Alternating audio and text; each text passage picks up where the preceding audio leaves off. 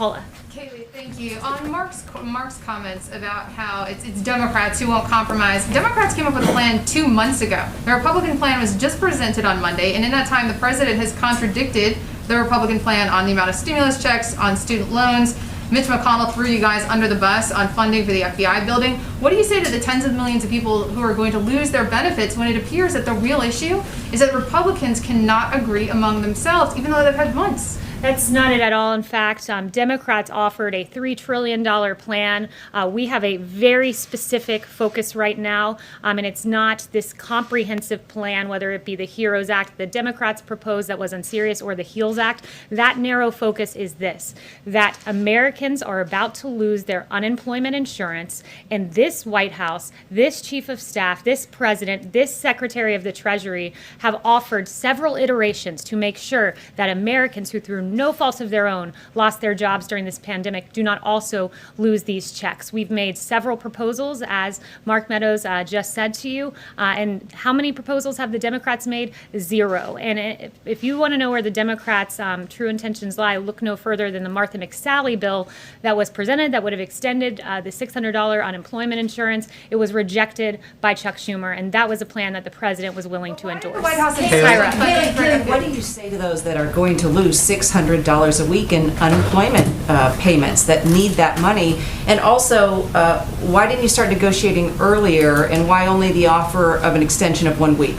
Well, what I would say to them is that this is unacceptable, that the Democrats have been fundamentally unserious. And you just heard the Chief of Staff say a great example of that is they had this massive $3 trillion bill that called for $100 billion in school funding. We then gave $105 billion, which then was deemed insufficient. So if Democrats were interested in extending unemployment insurance and helping the American people, they would have endorsed the Martha McSally bill and extended this by a week to give us time as we try to extend this in perpetuity while we also focus on evictions as well. What do you say to those Americans that are about to lose $600 a week? That they need to be calling the offices of Chuck Schumer and Nancy Pelosi and say, get to work and stop engaging in politics on the backs of hardworking Americans who deserve these checks, who lost their jobs through no fault of their own. Are you willing to pass on the liability protection?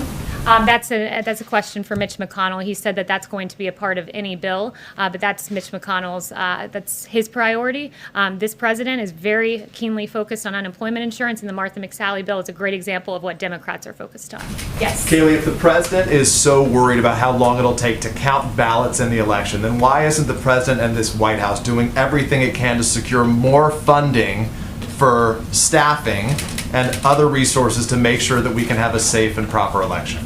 Look, what this White House is focused on is making sure that our election is not riddled with voting fraud and that the timetable is not hung up here. There are several lawsuits that the campaign is engaged on, and I would point you to the campaign for specifics that doesn't answer my question, though. My question is, what is the White House doing to get more resources for funding and staff to make sure, as the president says, that it will be a secure and safe election? Well, as you know, Peter, states run their elections, and it is up to states to make sure that they have the capacity. But what this White House is focused on is ensuring that what Jeffrey Toobin has said over at the New Yorker, CNN contributor, notably, New York's primary vote count chaos signals trouble for November. And as he noted, you want to talk about the president, but Jeffrey Toobin himself, Democrats control the state government of New York. They are responsible for creating the fiasco that is unfolding now, and that is certain to get worse in November. States need to get their acts together when it comes to elections. And as we see in New York, where we're 5 weeks out from that election,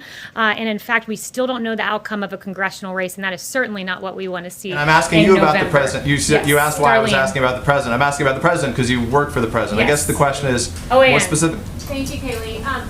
So the president's meeting this morning in a few minutes with the National Association of Police Organizations. In 2008 2012, they supported Barack Obama and Joe Biden. In 2016, they didn't support either candidate. And now in 2020, they're endorsing President Trump. To what does the White House attribute this change in support?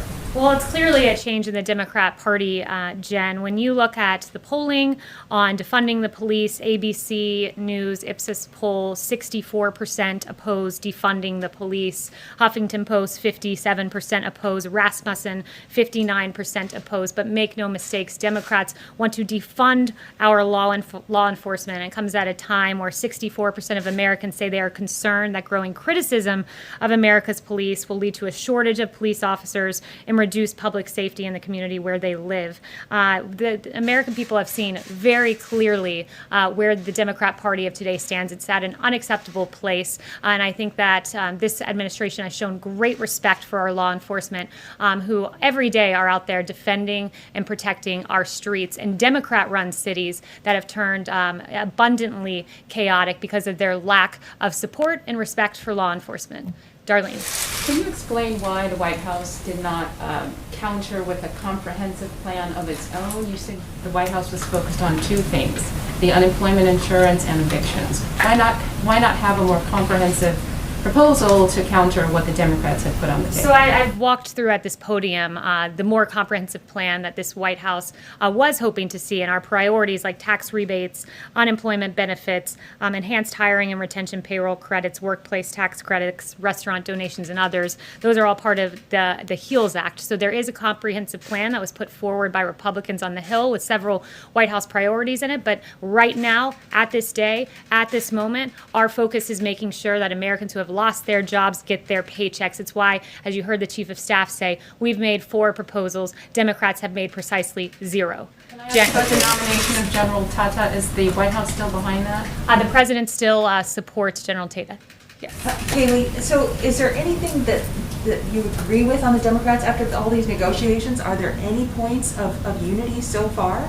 Well, look, they've presented 0 plans. So we've presented 4, they've presented 0. So do we agree with them? It seems that they don't agree with us. The White House supports unemployment insurance benefits. The White House supports ensuring Americans don't get evicted. But what do the Democrats support? What do they stand for? So far, they've offered 0, nothing, except rejecting Martha McSally's bill to ensure that those who are receiving those checks continue receiving them. Is there an upper limit, Kayleigh, for the amount that you're willing to go to? Has the White House decided on some sort of a cap for how much you're willing to spend this round? Not that I'm aware of. The president has said, he wants to make sure money gets to the American people. Yes. The Trump administration wants $377 million in the coronavirus relief bill for the long-delayed modernization of the West Wing. How is that a priority in terms of the coronavirus pandemic?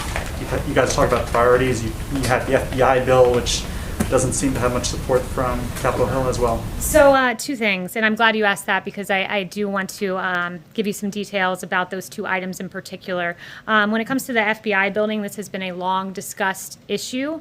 I would note that the 3 previous COVID bills that have been passed had plenty of other things in them that were not related to COVID. One of those examples is the Harbor Maintenance Trust Fund.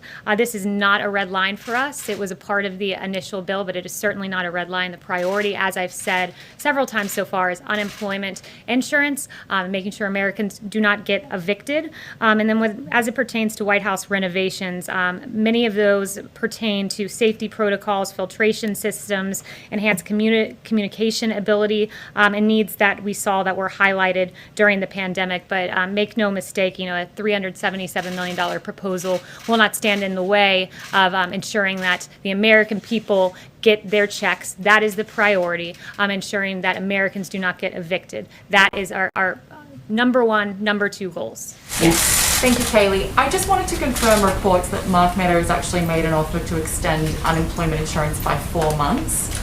I haven't spoken to him on that precise proposal, but as he's mentioned, there were 4 that were made. Maybe a follow-up question then. I want to change gears and talk to you about Twitter. We reported yesterday that the Israeli government wrote to Twitter's CEO asking him to remove tweets from Iran's supreme leader, Ayatollah Khamenei, calling for the genocide of the Israeli people. The company refused to do that because they said that the tweets were, quote, comments on current affairs. I'm wondering if the White House has a response, given that Twitter has recently begun restricting the president's own tweets for glorifying violence, quote, glorifying violence and spreading misinformation, and if you have spoken to the president about any further action perhaps he's taking on social media companies. Yeah, it's a great question, Ebony. I did see that New York Post story, and I thought it was very eye-opening, and it tells you where these social media companies stand, where they're not willing to assess the Ayatollah Khomeini's tweets, but they are willing to assess President Trump's tweets. It's really appalling, and it just speaks to their overwhelming, blinding bias against conservatives and against this president. And we are taking action. The administration is submitting a petition to the FCC for proposed regulatory changes to hold social media companies accountable for their censorship. And this petition that was previously reported on earlier in the week asked the FCC to end the loophole that allows social media companies to escape civil lawsuits for their own speech, fact checks, and deplatforming. And the petition seeks to expose social media companies to liability as a speaker or a publisher if they act as editors of content on their platforms or remove lawful speech based on politics. And very good work by the New York Post in highlighting that issue. Yes. Thanks. Can I follow up on Darlene's question on Tata for a minute? You said that the administration is still behind him, but are you guys considering putting him in an acting role? I have no personnel announcements other to say than the president still supports him. Can I just one follow-up? Yes, thank you. It's been a month since there were reports of Russian bounties upon American military forces, and yet the White House has done nothing to push back on Putin. What is the delay?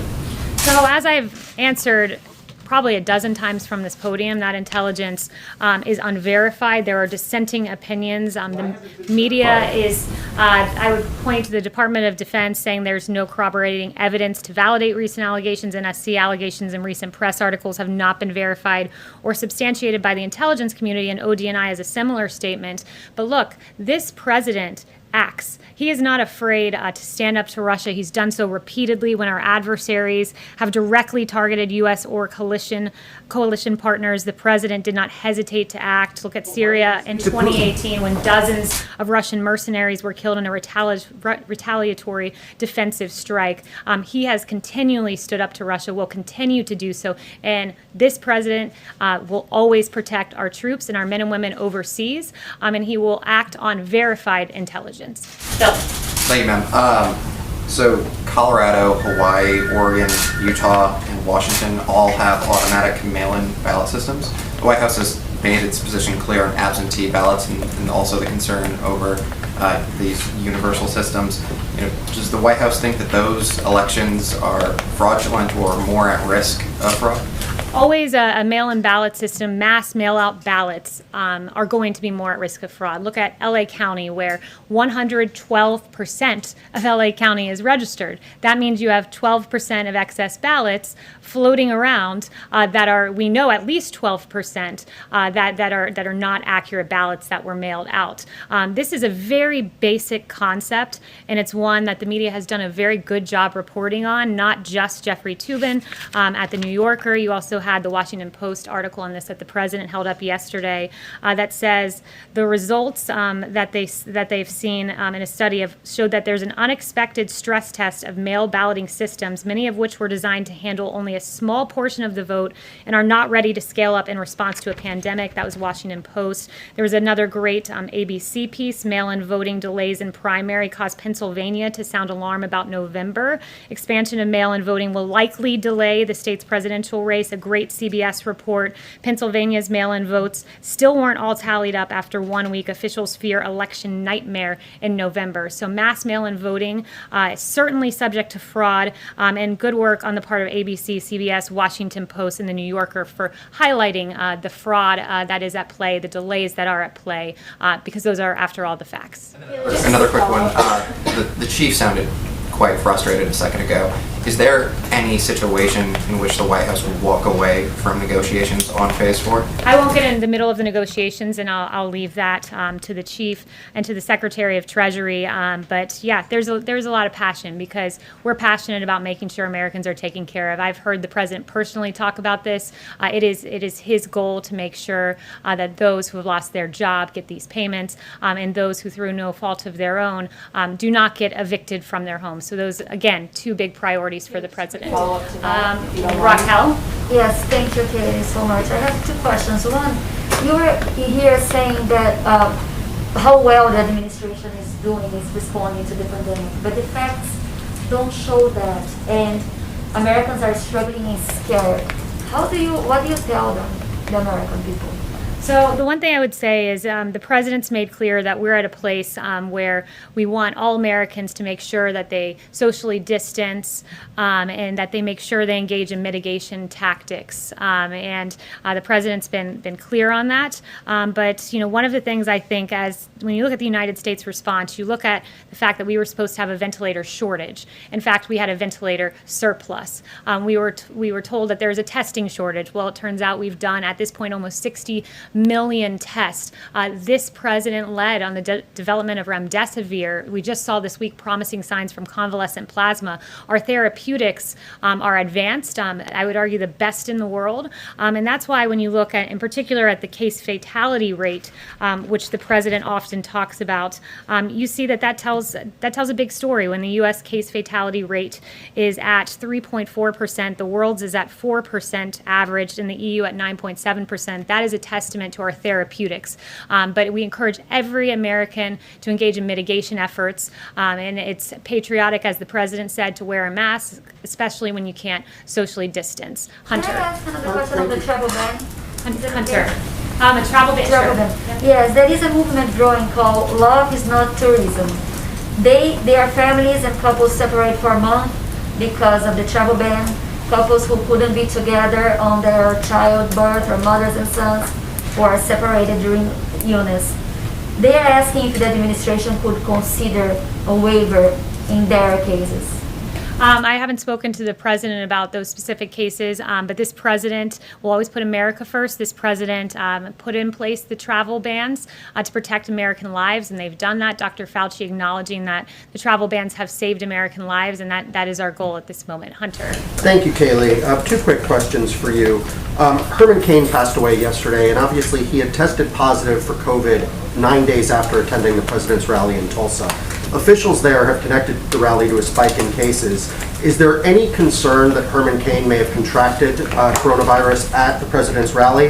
And is the task force doing any follow-up to track other potential cases from that event? Look, Herman Cain is the absolute embodiment of the American dream. We are grieved and we are very saddened by his passing. He was raised in Atlanta, Georgia, on a small farm. He left with just the clothes on his back. His mother was a housekeeper, and he rose to be an extremely successful businessman and someone who was who contended for the nomination of our party. And I would refer you to a post on Herman Cain's website, and he says, "I realize," or his website rather, "I realize people will speculate about the Tulsa rally, but Herman did a lot of traveling the past week. I don't think there's any way to trace this to one specific contact that caused the infection. We'll never know." So that, and I will not politicize Herman Cain's passing, and I would just note the great contributions he's made to our society. We'll always remember him, and his legacy will stand. And then just a follow-up on another point.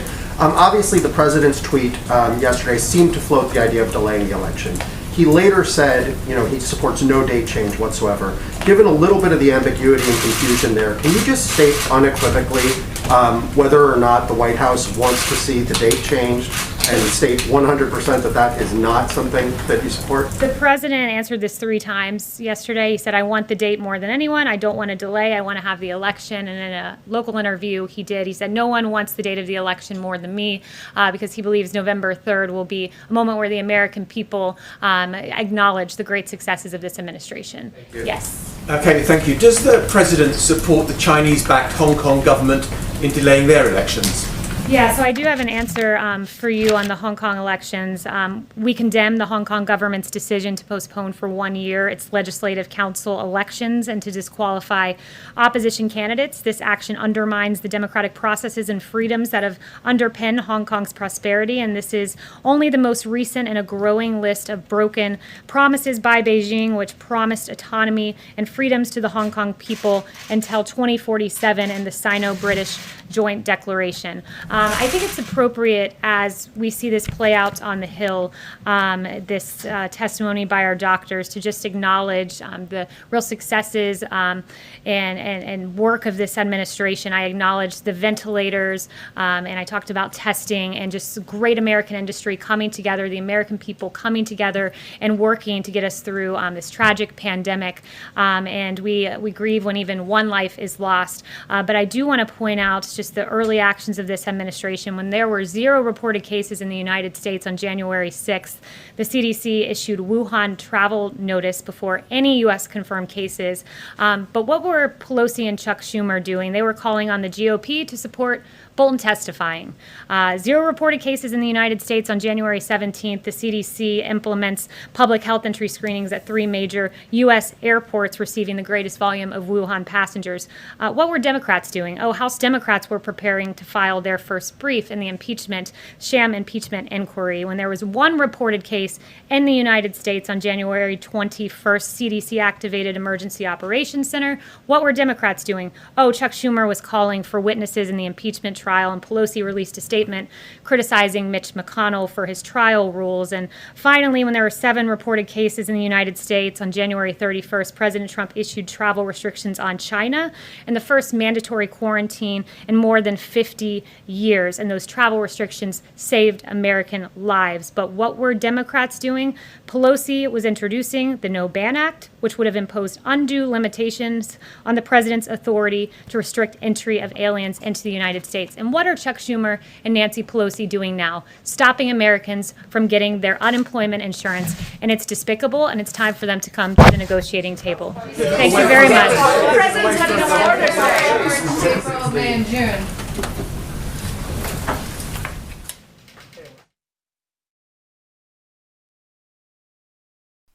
All right, folks, thank you so much for joining us here at Golden State Times. If you guys liked our coverage, make sure you give it a thumbs up. If you think that Kayleigh McEnany did a very good job, then click the thumbs up button. Also, if you're new to the channel, we encourage you to subscribe and click that notification bell. Hopefully, YouTube notifies you for future live streams. Like later on today, President Trump is having a roundtable. So if you want to get notified for that through YouTube, click that subscribe button and the notification bell, and hopefully they send you a notification. Now, if you want to get a notification 100% of the time, and this notification comes from us instead of YouTube, then all you have to do is text the word Trump Live to the number 555-888. Once again, text the word Trump Live to the number 555-888. But once again, we encourage you to subscribe and click that notification bell. If you want to check out President Trump's roundtable live stream coming later on today, make sure you check it out. It should be pinned to the very top of the comments. It should also come up on your screen.